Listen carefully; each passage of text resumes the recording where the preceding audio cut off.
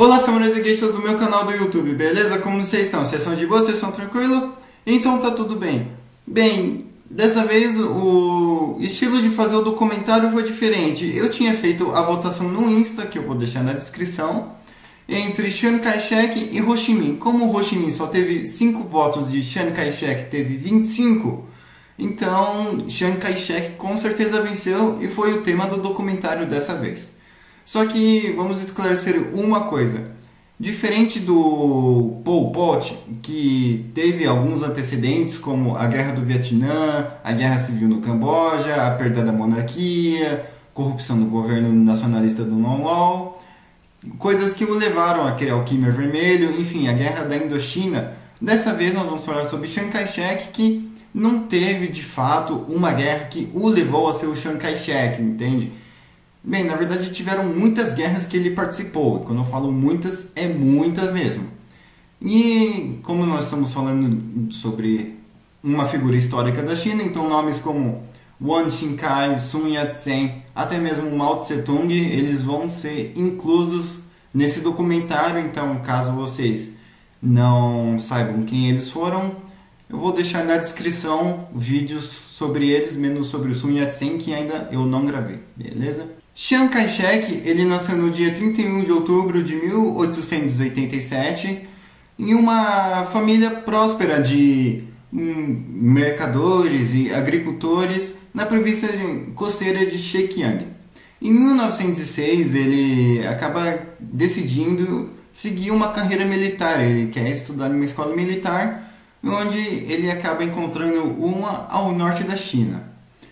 Porém, ele não fica muito tempo, ele fica 3 anos e em 1909 ele acaba migrando para Tóquio, indo estudar, seguindo carreira militar no Japão até mais ou menos 1911. Em Tóquio ele acaba encontrando alguns outros chineses que estavam revoltados com a corrupção e tudo que estava acontecendo na dinastia Qing, que, como vocês sabem, foi a última dinastia da China que a China teve. Então ele acabou ficando meio revoltado também. E aí onde ele começou a aderir ao republicanismo, ele começou a preferir outro modelo de governo ao invés da monarquia. Ele queria um governo republicano, um governo democrático, onde tivessem partidos com diversas ideias diferentes, com outras perspectivas de governo também, tipo um governo nacionalista, um governo centrista, um governo talvez até mesmo esquerdista, onde ele poderia ver uma China unificada, onde ele poderia ver outras pessoas governando, onde ele poderia ver uma melhor distribuição de renda das pessoas, e sem contar que a China nesse tempo passava perrengue por causa que tinha muito estrangeiro, e os estrangeiros, enquanto eles estavam ficando ricos na China, os próprios chineses estavam ficando pobres na China. Foi aí então que ele se juntou a um outro grupo de revolucionários. Sim, Chiang Kai-shek acabou sendo um revolucionário, onde ele mesmo participou de vários confrontos com a dinastia e como junto ao Mao Tse-tung, só que cada um no seu canto. Porém, ambos aderiram à mesma causa. E como que era mais ou menos essa revolução, o que tinha que fazer nessa revolução? Bem, o primeiro passo para você se livrar da dinastia, entre aspas, né, da linhagem da dinastia, era você cortar a sua trança, porque a trança significava muito para a dinastia. Então, a partir do momento que você cortasse a sua trança, o seu cabelo, isso já era uma afronta à dinastia Manchu. E sem contar os outros que participaram de confrontos armados e saíram no soco. Chiang Kai-shek, aposto que também deva ter saído no soco e participado de alguns confrontos armados, já que ele também tinha algumas experiências militares. E beleza, após a dinastia ter sido derrubada e eles terem comemorado, um novo governo, a nova ideia de Sun Yat-sen, que acabou dando certo, uma nova pessoa se candidatou à eleição. Só que como ela não conseguiu ganhar nos votos, ela acabou dando um golpe de Estado, esse que aconteceu em 1913 pelo Yuan Shikai. E quais eram as propostas do Yuan Shikai? Já que um golpe de Estado no Sun Yat-sen, um cara, será que ele estava roubando, sendo um corrupto, maltratando o seu povo, sendo um ditador.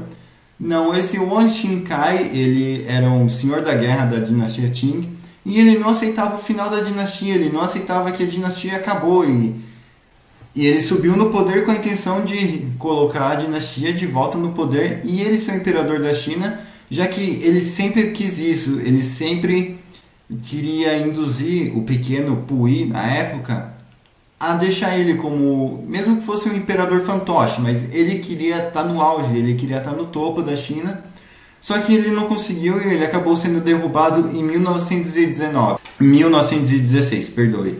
E a partir disso, o Chiang Kai-shek ele ficou 2 anos ofuscado, como eu posso dizer, das revoluções, dos golpes, de tudo. E ele acabou indo morar em Xangai, onde ele acabou tendo contato com uma máfia, ou uma sociedade secreta, como era chamada no tempo, chamado Xinbang, perdoe a pronúncia. A tradução seria Gangue Verde. E o que isso fazia, o que eles faziam? Bem, o nome já dá para ter uma ideia. Eles manipulavam financeiramente as pessoas, ou seja, eles mexiam com estelionato, eles davam golpes e por aí ia. E aí ele foi indo, até que mais ou menos em 1918 ele consegue seu destaque sendo vice-presidente do Partido Nacionalista Chinês, ou Kuomintang, como muitos estão acostumados, cujo presidente era Sun Yat-sen. Mas o porquê justo ele foi envolvido como vice-presidente do Sun Yat-sen nesses períodos aí da China? Porque o que acontecia, por mais que beleza, tivesse algumas revoluções ou outras para tirar o Yuan Shikai do poder, isso até que deu certo, tanto é que Sun Yat-sen acabou voltando para o poder. Mas o que aconteceu? A China ela não era unificada. Quando a dinastia Qing caiu, um pouco pedaço da China foi unificado, enquanto algumas outras províncias acabaram tendo seus próprios senhores da guerra particulares. Então, como Sun Yat-sen ele era médico, ele não era um soldado, ele não era um estrategista, ele não era nada que envolvia militarismo, nem guerrilha, ele não sabia como reagir a um golpe caso ele tivesse, porque o Yuan Shikai deu um golpe nele e ele não tinha visto, não tinha nada. Então ele deixou o Chiang Kai-shek justamente para proteger ele como um escudo, já que o Chiang Kai-shek era o braço armado dele. Então o Chiang Kai-shek ele acaba tendo uma certa permissão do Sun Yat-sen para fazer várias expedições pela China para enfrentar os senhores da guerra. E isso já vai começando dando início à Guerra Civil Chinesa, que eu também vou explicar. Só que o combate ainda não era armado, porque o Sun Yat-sen ele não deu ordem para o Chiang Kai-shek atacar e, enfim, dominar tudo. O Sun Yat-sen ele queria resolver as coisas na diplomacia primeiro, queria tentar algo mais tranquilo, algo mais de boa.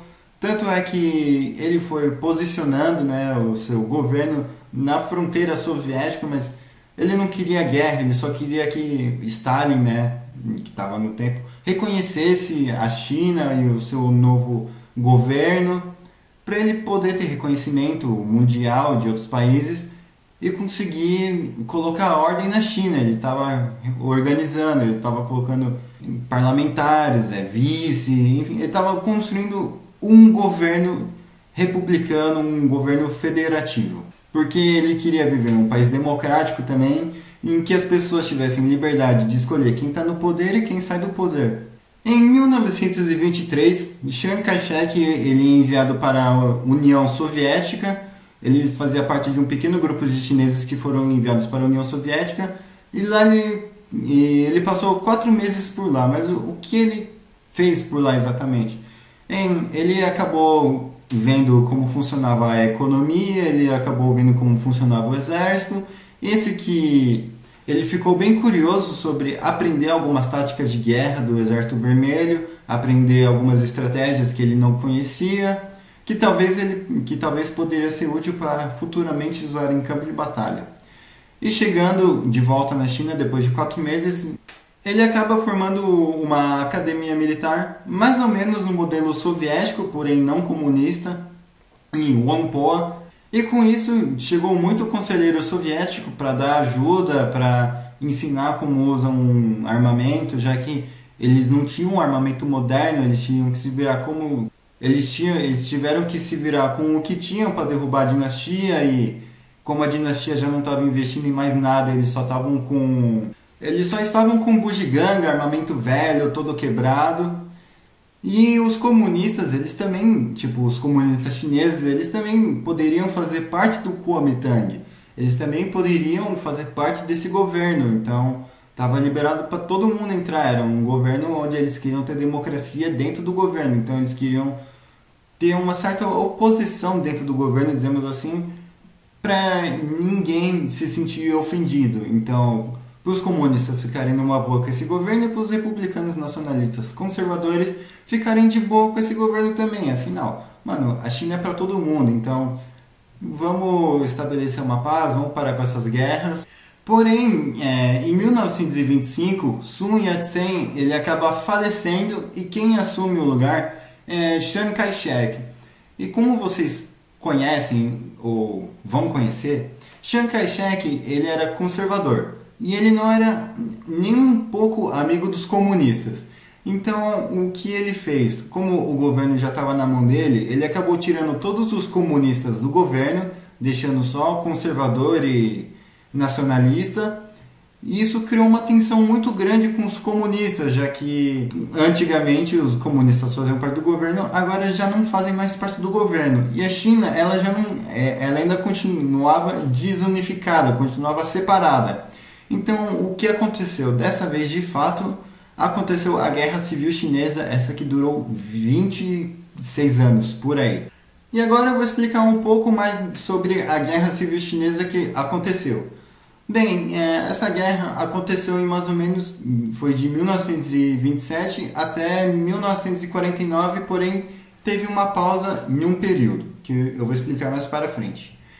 E no começo, essa guerra, ela não estava de fato uma guerra armada, ela estava mais na diplomacia, tipo, um governo tem que se mudar porque o outro governo pediu e começaram a ter sanções, começaram a barrar projeto da oposição, dos comunistas barraram o projeto, dos nacionalistas barraram o projeto, então, e começou a ficar cada vez mais hostil começou a cada vez ficar mais hostil a relação entre eles. Então, lógico que uma hora ou outra o conflito armado ia acontecer.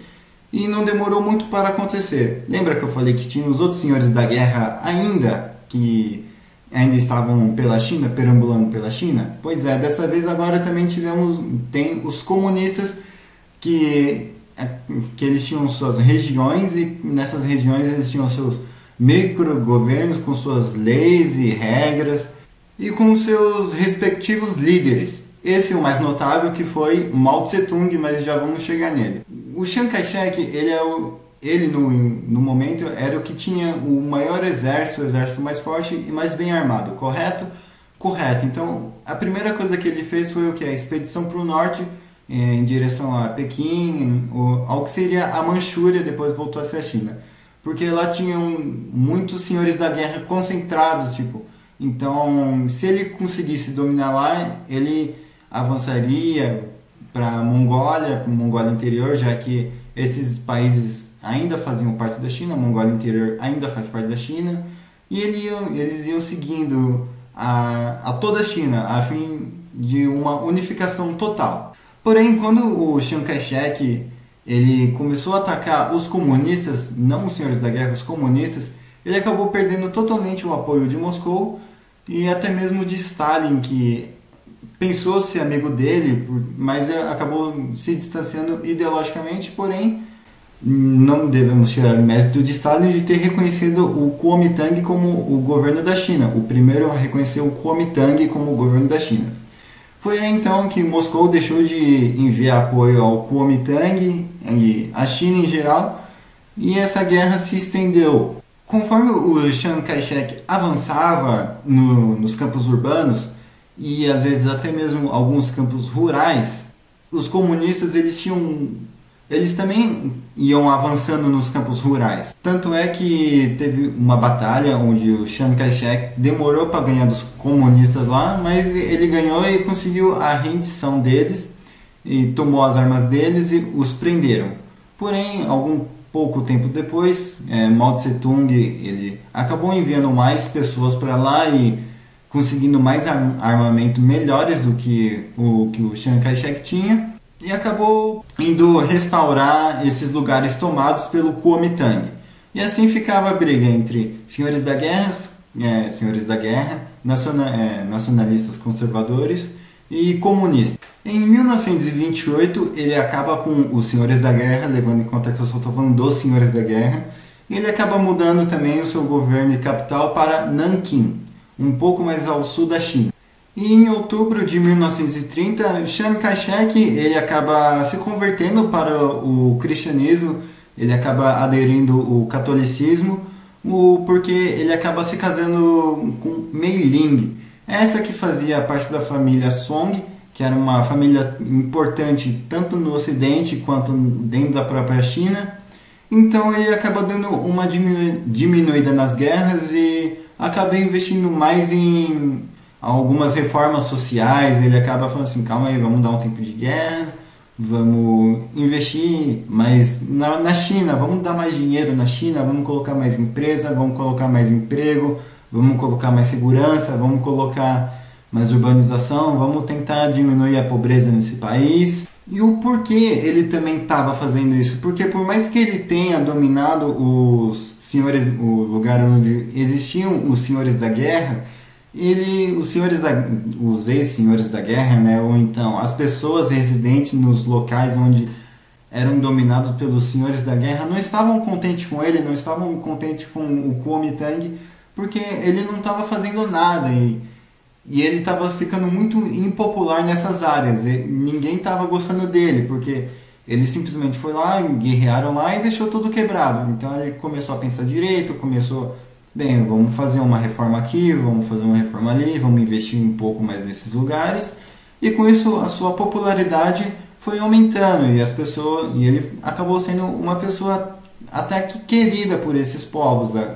Eles acabaram conseguindo ter a confiança de Chiang Kai-shek e Chiang Kai-shek conseguiu ter a confiança deles. Então, aos poucos, mesmo que de forma indireta, o seu plano de unificar a China até que estava ocorrendo bem entre aspas.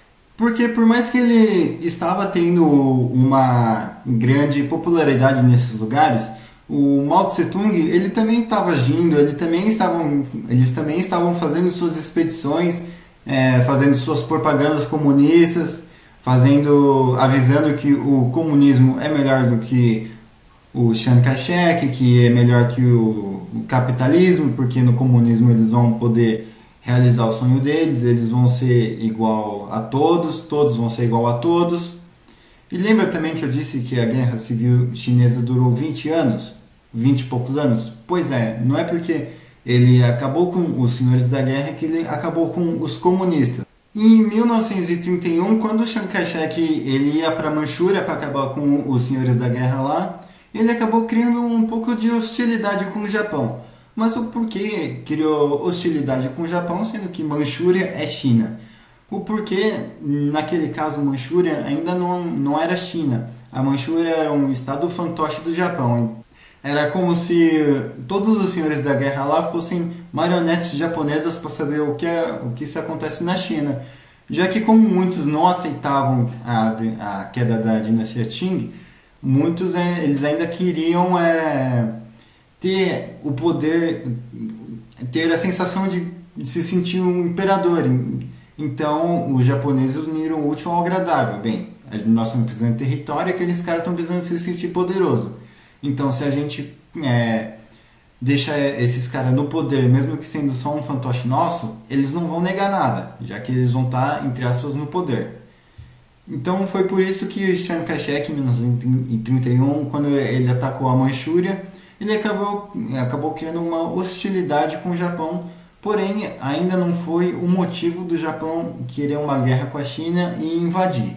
E isso foi seguindo até mais ou menos 1932, onde o Chiang Kai-shek e seus soldados, não vamos esquecer deles também, eles estavam tendo ótimos resultados na guerra contra o comunismo. Até que eles têm o total despreparo e o total erro de atacar Shinxi, que era onde estava o Mao Tse Tung, porque eles queriam acabar com o mal pela raiz.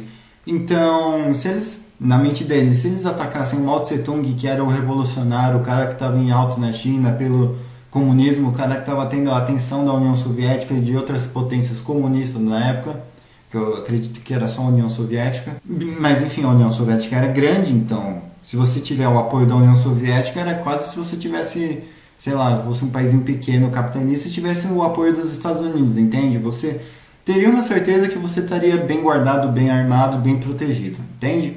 Então eles acabam cometendo esse erro e eles acabam falhando miseravelmente em atacar Shanxi e capturar o Mao Tse Tung. Porém, em outono de 1934, de novo, né, os comunistas são quase derrotados e aniquilados, porém eles conseguem fugir para o oeste da China em outubro, para fugir do Kuomintang. Então, novamente, eles acabam durando mais e mais. Os comunistas eles não cederam, tanto é que hoje em dia a China é um país comunista.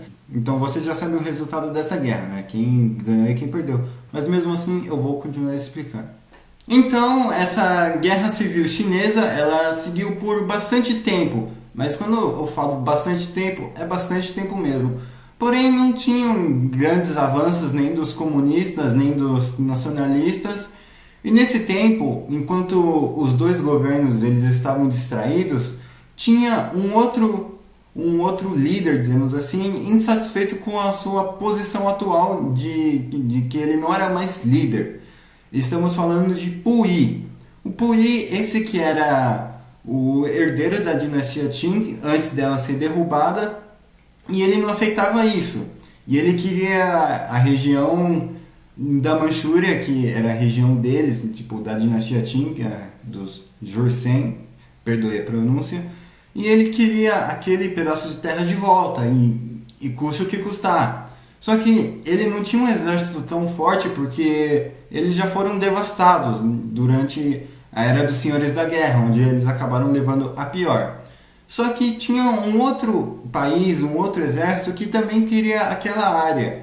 Só que eles não sabiam como invadir sem chamar atenção. Então os japoneses, que eram os interessados, acabaram conseguindo tomar a Manchúria para eles e fazendo a Manchúria de um estado fantoche, dando o poder para o Puyi, sendo ele uma marionete do Japão. Enquanto isso, o Puyi, que era, entre aspas, era um aliado dos japoneses, ele distribuía a matéria-prima o suficiente que tinha naquela região da Manchúria para os japoneses. E para governar a Manchúria e Gerol, os japoneses criaram um tipo de governo fantoche sob o comando de sua marionete, Puyi, o príncipe chinês. Mas vocês devem estar pensando, como é que ninguém viu um avião japonês chegando? Como é que ninguém viu um navio japonês chegando, já que do Japão até a China tem um longo caminho a ser seguido? Bem, é que nesse tempo a Coreia era anexada do Japão, então a região da Península Coreana era o Japão, o que facilitava muito a entrada de japoneses na China, tipo a invasão de japoneses na China. Só que até então não era muito bem uma guerra sino-japonesa ainda. Eles só estavam lá e só estavam sugando a China, só estavam sugando a Manchúria nesse tempo. Mas em Chiang Kai-shek, Mao Tse Tung, o que eles estavam fazendo nesse momento? Bem, nesse momento o Mao Tse Tung, ele até realmente meio que tentou avisar que tinha alguma movimentação estranha, tinha algo estranho rolando na China, mas eles não se importavam muito. E a guerra foi seguindo, e mais ou menos no dia 7 de julho de 1937, o Japão ele ataca a China por Xangai. Passo a passo, Poucos meses depois, os japoneses atacaram Xangai.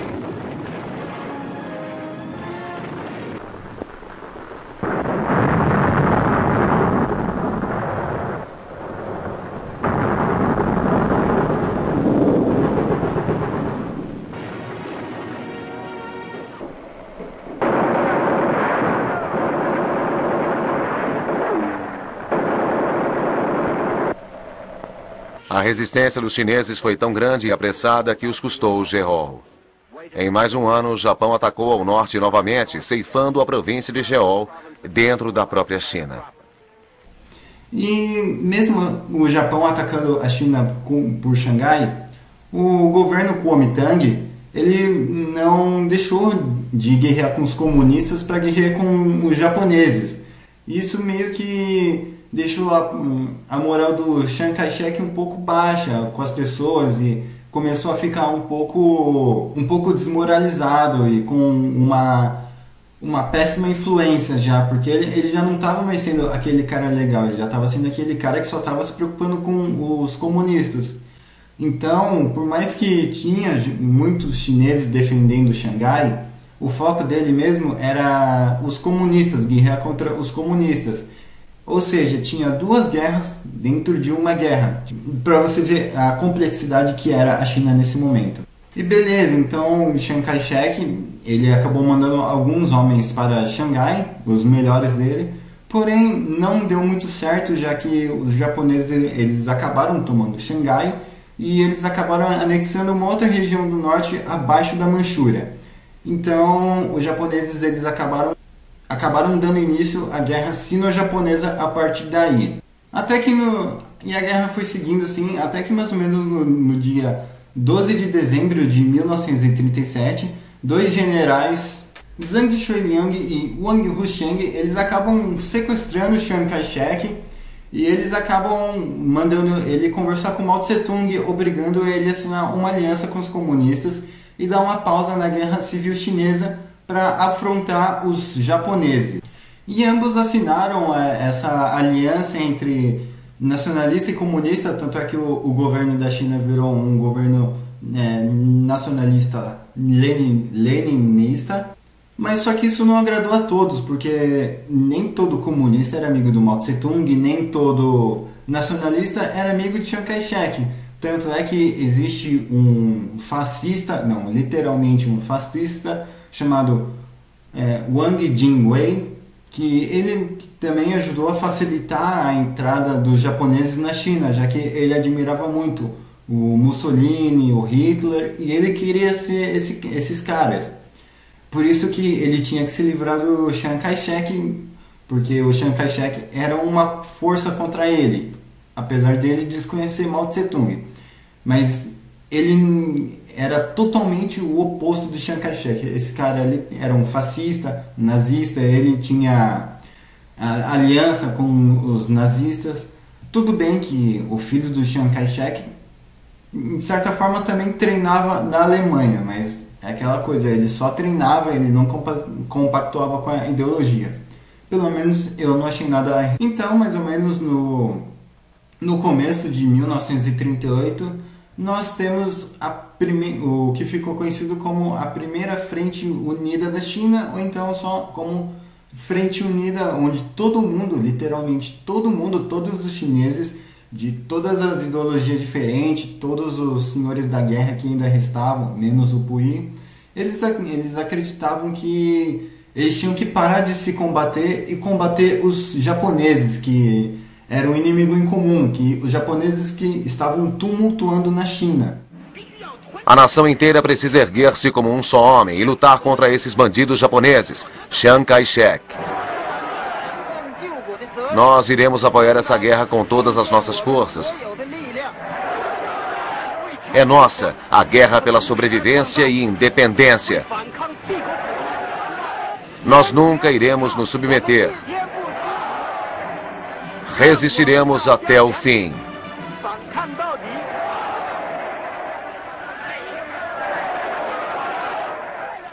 Agora as notas do todos por um soam alto para a China. E no vasto interior, milhões de chineses atenderam ao chamado.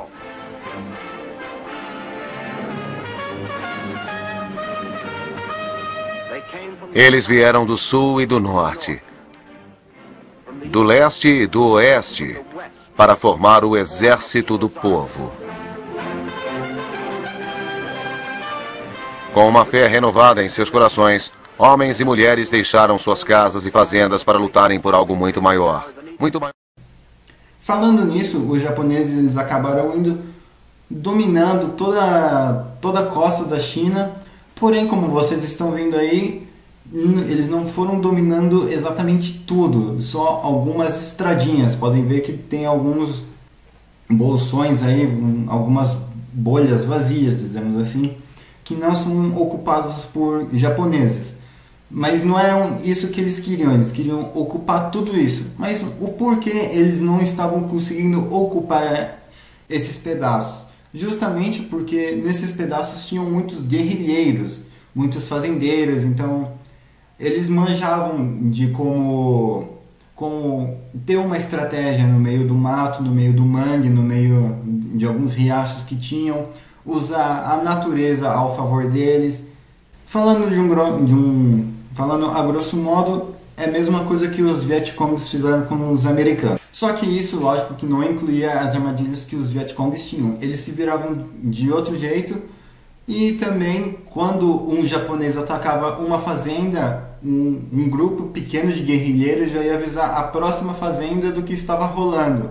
Eles diziam, ou então eles davam um jeito de monitorar se está vindo tropa ou canhão japonês, enfim, algum japonês, para eles irem avisando as outras fazendas e fazendas vizinhas, porque para defender esses lugares, essas terras, já que esse povo eles acabaram não conseguindo sair desses lugares antes da chegada dos japoneses, diferente dos civis de grandes cidades como Xangai.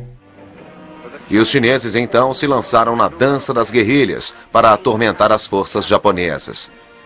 Esses guerrilheiros eram, na maioria, fazendeiros que ficaram para trás em subterrâneos das terras, quando da grande migração para o oeste. Fazendeiros pacíficos num dia, lutadores mortais no outro. Eles tinham se tornado inimigos imprevisíveis e incontroláveis. Mas descendo um pouco ao sul da China, chegamos a Nanquim. Na verdade, os japoneses chegaram a Nanquim e esse foi conhecido como o massacre de Nanquim ou o estupro de Nanquim. Tempo em Nanquim, o exército chinês permanecia defendendo sua cidade, a qual era a capital da República Chinesa.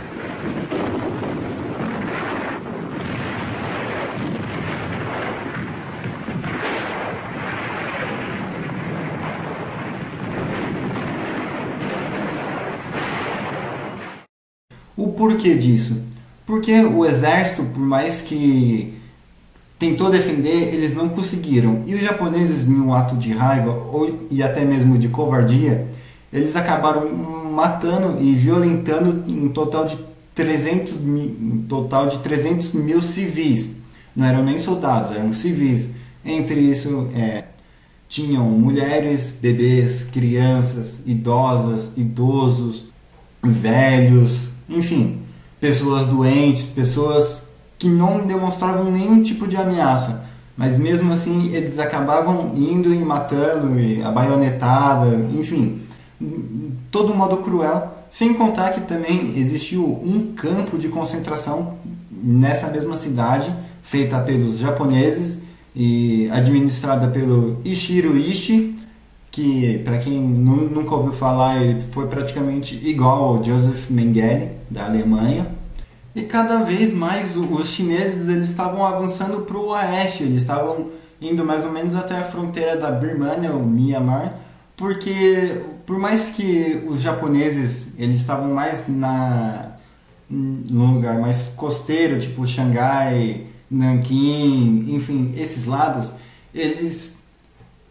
os chineses, os civis, né, que estavam fazendo a caminhada, para atrapalhar os japoneses, eles estavam indo e destruindo todos os trilhos, destruindo todas as estradas, as pontes, e levando tudo com eles, tipo desde ferro, madeira dos trilhos, enfim, tudo o que desse para levar com eles, para reutilizar depois e atrasar os japoneses, eles estavam fazendo isso. Eles estavam dificultando o Japão até o máximo que puder. E o porquê eles estavam indo até a Birmânia? Justamente porque os japoneses eles acabaram cortando todos os suprimentos que os chineses eles recebiam da costa. Então, esquece munição, esquece comida, esquece tudo. Então, eles tinham que receber de algum outro canto, só que da Birmânia tinha muita montanha. E eles tiveram que ir quebrando a montanha e fazendo estrada na mão, coisa que ninguém acreditou, que muitos especialistas falaram que mesmo com um equipamento moderno e indo o mais rápido possível, sendo o mais otimista possível, isso ia demorar uns 7 anos. Porém, os chineses eles não tinham 7 anos, eles não iam aguentar mais 7 anos de treta com o Japão, sozinho. Então, eles tiveram que se virar na mão. Desde todo mundo que estava nessa caminhada ajudou, indo quebrando pedra por pedra, com marreta, picareta, a criança ajudando, gente levando terra, gente levando pedra. E onde que esse material ficava? Esse material ele não era descartado, ele ajudava e muito. Eles faziam uma espécie de muro para aumentar o nível do rio e ficar muito acima do nível da estrada, por exemplo. E caso tivesse vindo mais algumas tropas japonesas com blindados e caminhões para o rio afogá-los e danificar todo o equipamento que eles tinham. Porque por mais que os japoneses estavam lutando contra os chineses estavam lutando em terras chinesas. E ninguém reconhece melhor a terra chinesa que um chinês. Já na fronteira com a Birmânia, estava indo tudo certo. Os chineses eles acabaram conseguindo construir a estrada.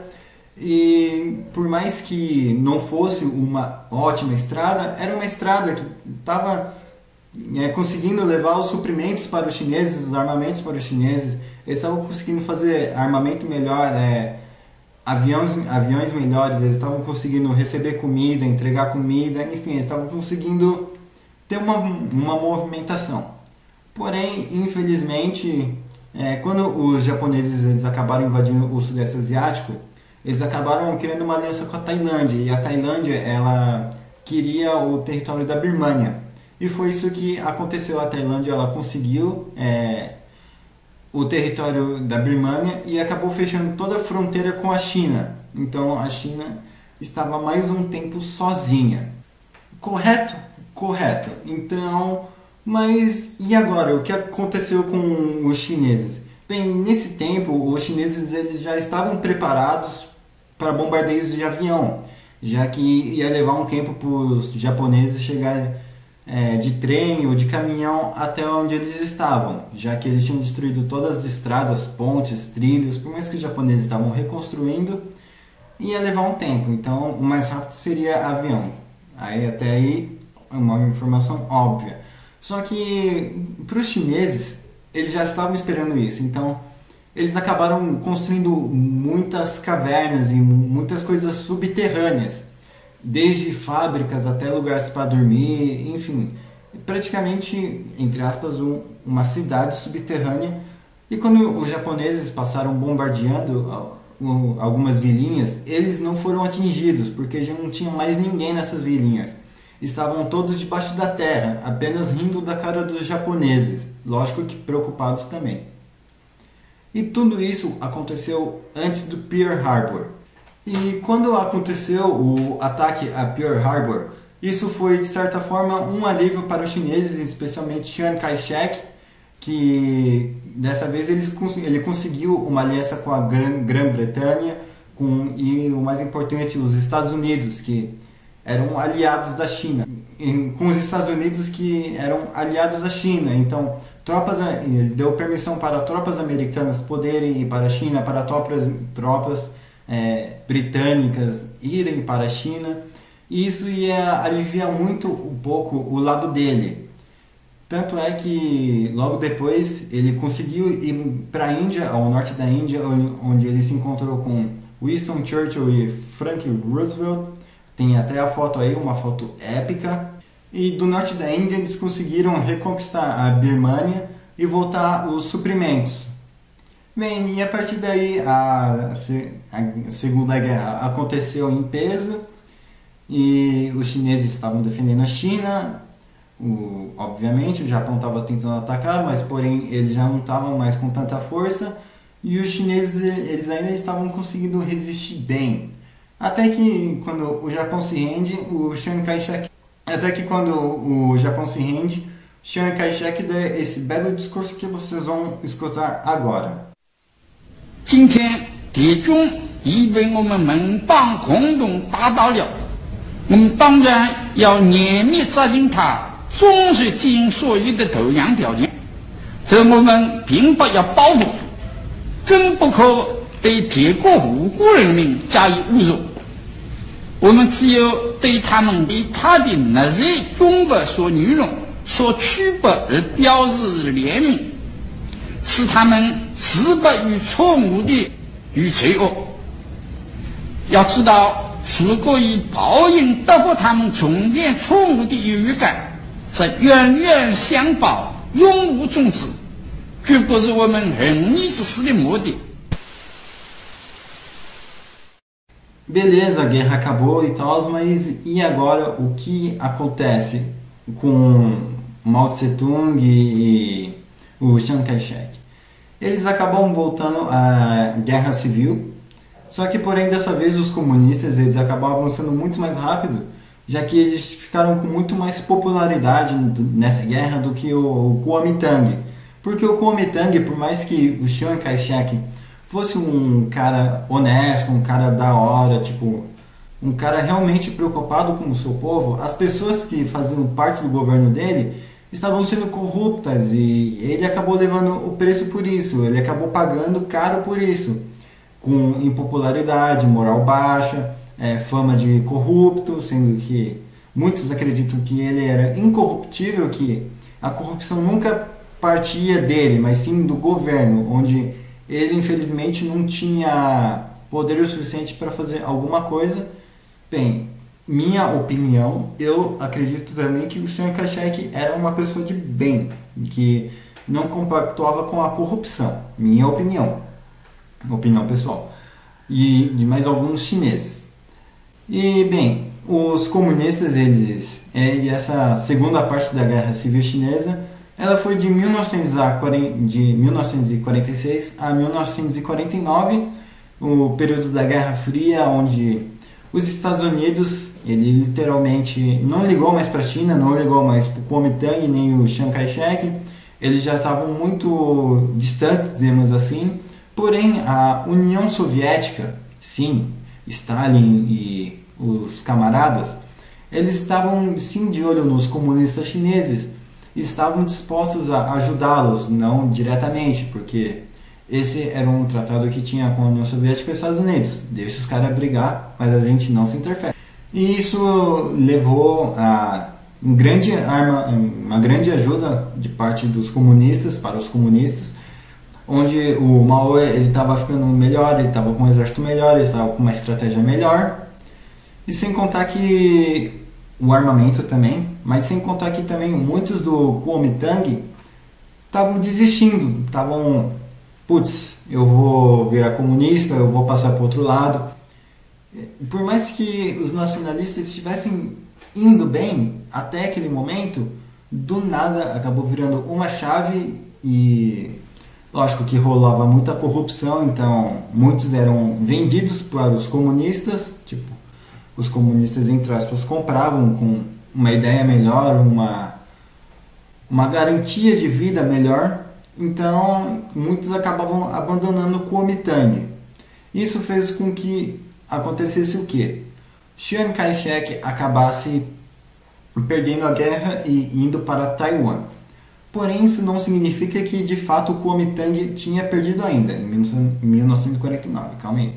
Ainda tinha uma outra parte do Kuomintang em Zhejiang, que é mais ou menos nesse lugar aí onde vocês estão vendo, que era a parte do governo muçulmano da China. Então, lógico que não deixava de ser um governo ainda de direita conservadora, porém era administrado por alguns muçulmanos chineses que tinham naquela área, na alta, todo perto aí dos Quistão, Então é compreensível. Porém, não demorou muito para essa parte cair também. E com a queda do último resquício do governo do Kuomintang na China continental, isso significa que o Mao Tse-tung ele realmente se livrou do governo Kuomintang do Chiang Kai-shek dentro da China? A resposta é não.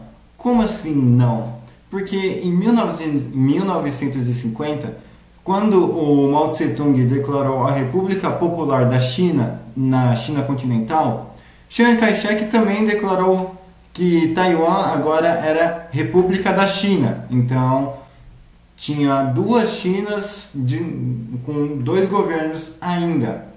E só um parênteses aí, e é isso que confunde muitas pessoas, se Taiwan é China ou não, se Taiwan é um país ou não, porque por causa do Chiang Kai-shek declarar que lá é China e muitos outros países acabarem não reconhecendo porque não querem perder negócios com a China atual. E a China atual ainda reconhece Taiwan como um inimigo por causa de toda a guerra civil chinesa e por causa do Chiang Kai-shek ter declarado que lá era um país ou uma outra China, que é a verdadeira China de acordo com Chiang Kai-shek.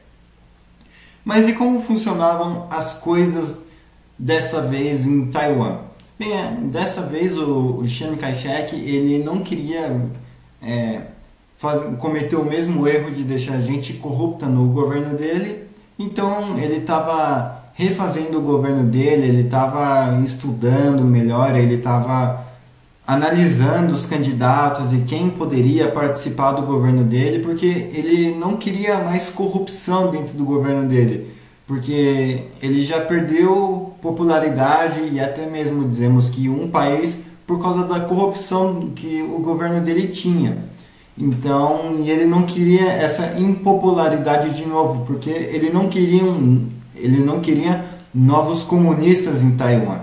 Tanto é que a maioria dos comunistas que tinham em Taiwan, porque querendo ou não já foi uma colônia japonesa, então acabou ficando alguns japoneses, enfim, alguns outros chineses que não compactuavam com o Kuomintang, ele estava mandando todos esses comunistas de volta para a China continental, porque ele não queria nenhum tipo de esquerda em Taiwan.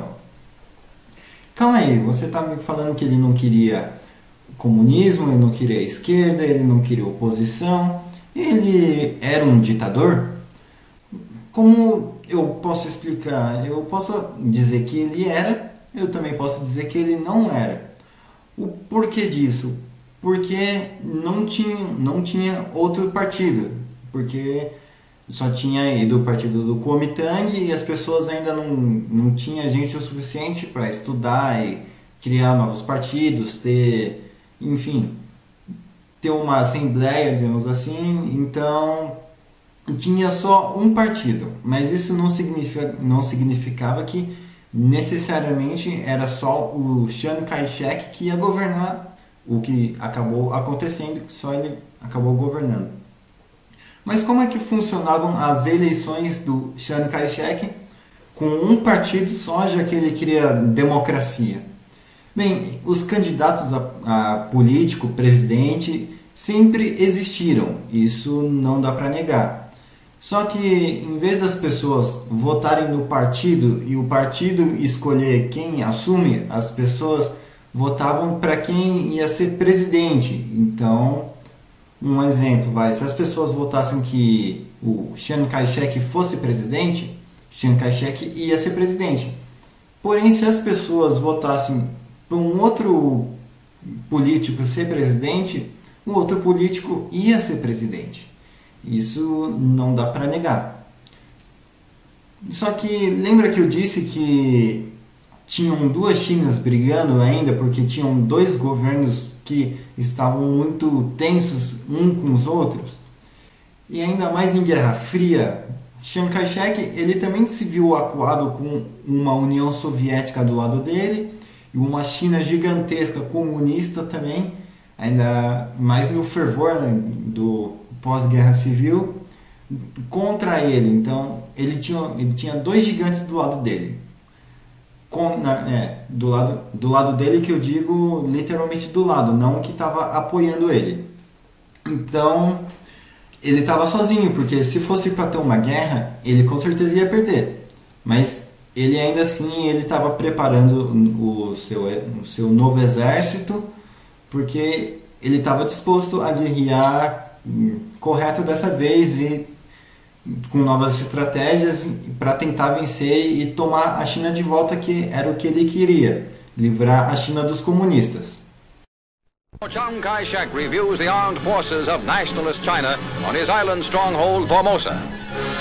Fighting units of the Army, Navy and Marine Corps are lined up for the Generalissimo's annual Grand Review.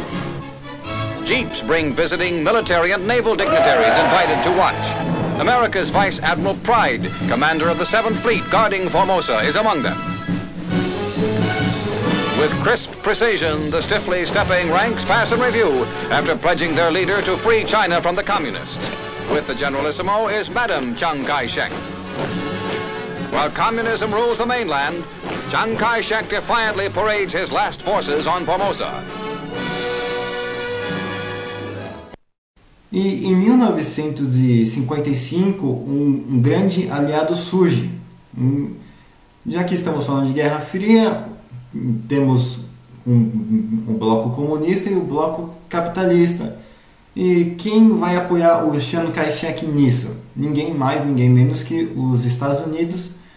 E como que eles fizeram para, entre aspas, proteger Taiwan?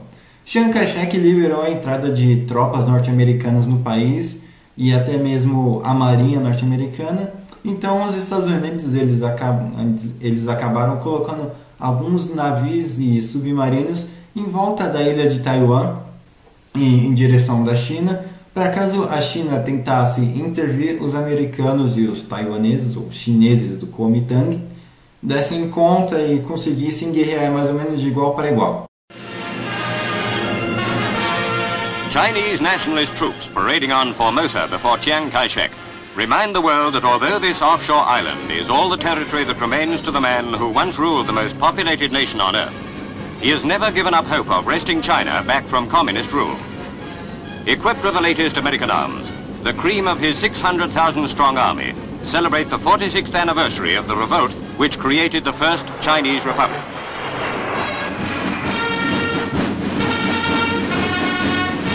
Madame Chiang is one of the VIPs who applaud the climax of the parade, 10,000 soldiers double marching into position to hear their leader speak. Britain recognizes, without necessarily approving, China's communist regime. But America continues to recognize the nationalists exiled in Formosa as the legal government. Strengthened by US backing, Chiang tells his soldiers, "We are a dedicated people. We will return to our homes on the mainland."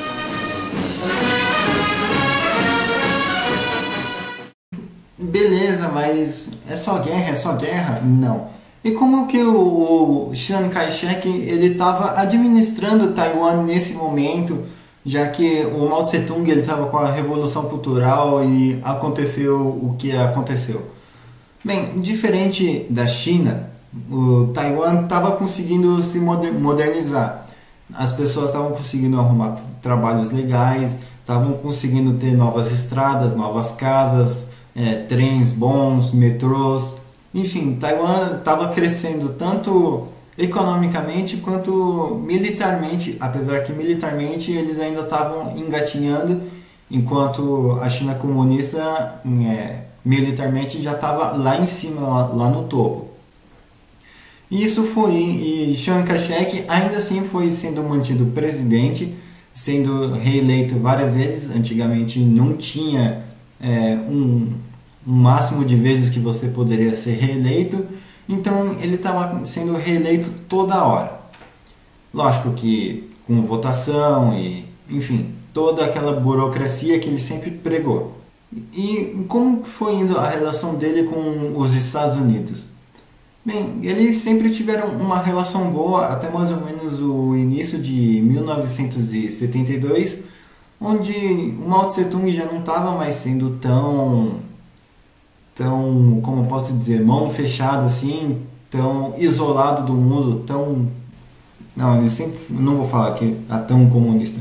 Sim, mas conforme foram tendo outros partidos na China, tipo, outros partidos que eu digo são outros políticos do mesmo partido, só que talvez um pouco mais liberais, um pouco menos comunistas que o Mao Tse-tung.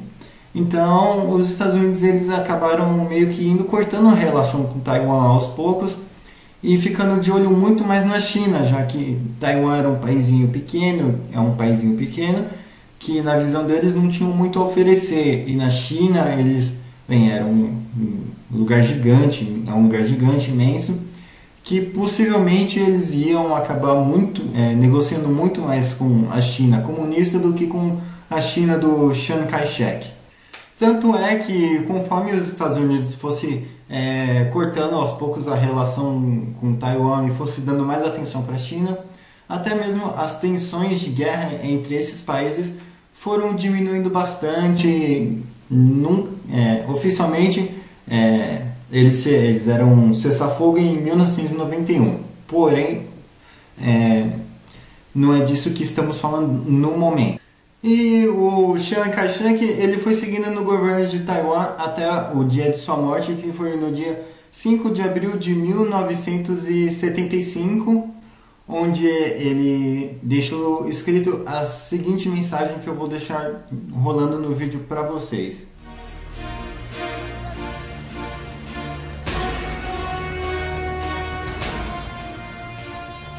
En su testamento, Chiang insistió en que sus restos fueran llevados a su pueblo natal, pero solo después que regresara la democracia a China continental. Tras más de 20 años de su funeral, su féretro aún permanece en Taiwán, aún en la muerte. Bem, o enterro dele mobilizou toda Taiwan, muitas pessoas ficaram tristes. Ele teve um desfile, dizemos assim, o caixão dele foi passando pelas ruas de Taiwan com uma cruz e com a estrela, com o sol branco, com os princípios do Sun Yat-sen, da liberdade, essas coisas todas. Taiwan parou e todo mundo ficou triste, só que ele foi substituído por Wen Xiaocan por um curto período de tempo. Depois o seu filho subiu ao poder, o Chiang Ching-kuo. E com isso eles foram tendo novas ideias, então foram criando novos partidos. E Chiang Kai-shek ele morreu, porém ele acabou conseguindo criar o que ele queria. Uma China democrática, uma China onde você poderia escolher o partido que estivesse no poder, o partido que saísse do poder, a liberdade de expressão, você poder protestar contra o partido, você poder protestar a favor do partido, você poder ter sua liberdade religiosa também. E como que o Chiang Kai-shek ele é lembrado e visto hoje na China? Bem, existem memoriais dele e também existe uma estátua dele onde ficam alguns guardas porque algumas pessoas tentam vandalizar aquela estátua. Recentemente, há uns 4 anos atrás, né? Então não é recentemente, uns 4 anos atrás, teve algumas votações para ver se removeria ou não a estátua do Chiang Kai-shek de Taiwan, porém eles optaram por não remover. E Taiwan dura aí até hoje, o legado do Chiang Kai-shek e Sun Yat-sen estão vivos até hoje em Taiwan, e muitas pessoas acabam indo visitar o memorial e prestar sua homenagem. Mas enfim, espero que vocês tenham gostado desse documentário. Vê o do Pol Pot aí, que deve estar no card ou então aí na descrição. Daqui a algum tempo eu posso até mesmo fazer algum outro líder ou ditador, chame como vocês quiserem. Mas enfim, falou e fui.